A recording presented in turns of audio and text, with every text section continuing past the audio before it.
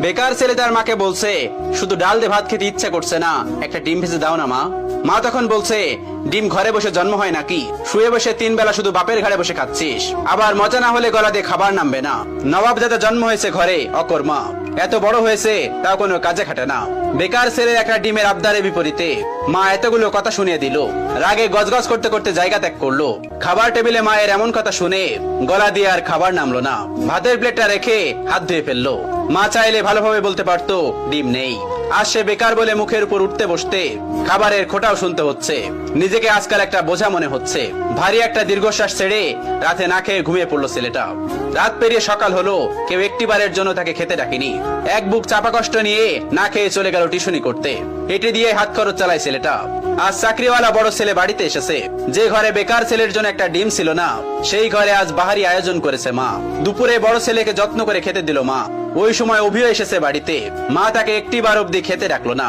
পেটের ক্ষুধা জানে এক প্লেট ভাতের জন্য কত কটু কথা সহ্য করে নিতে হয়। বেকার ছেলেটা সকল কষ্ট চাপা রেখে নির্লজ্জের মতো ভাইয়ের পাশে এসে খেতে বসলো। মা ভাই হয়তো একটু বিরক্ত হলো তার আগমনে।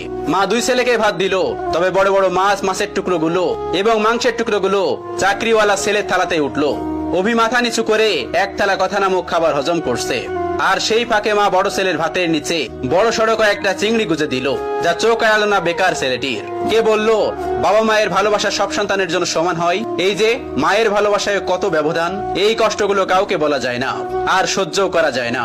আজ তারও একটা চাকরি হলে মা তাকেও নিশ্চয়ই এভাবে এক্সট্রা খাতির যত্ন করত। কথায় কথায় মন্দ বলতো না।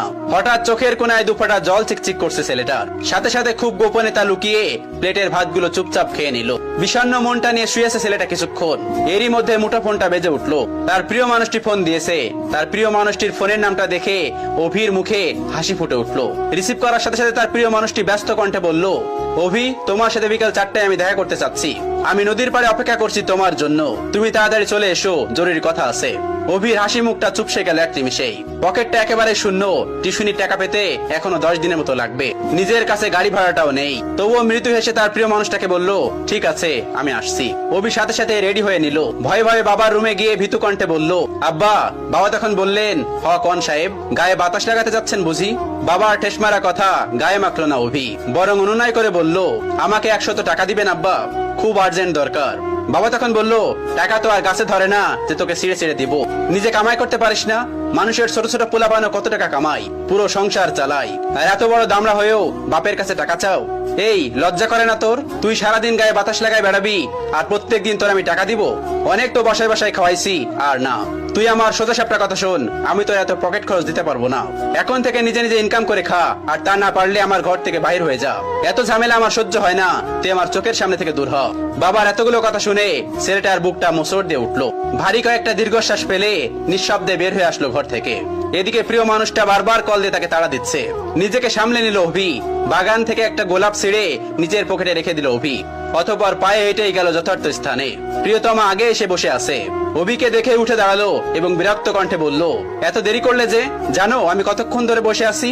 অভি তখন বলল, সরি আমার অনুরাগী, রাগ করো না আমার উপর, আসতে একটু দেরি হয়েছে। প্রিয়তমা তখন বলল, চুপ করো, চুপ করে থাকো, নিশ্চয় টাকা ছিল না?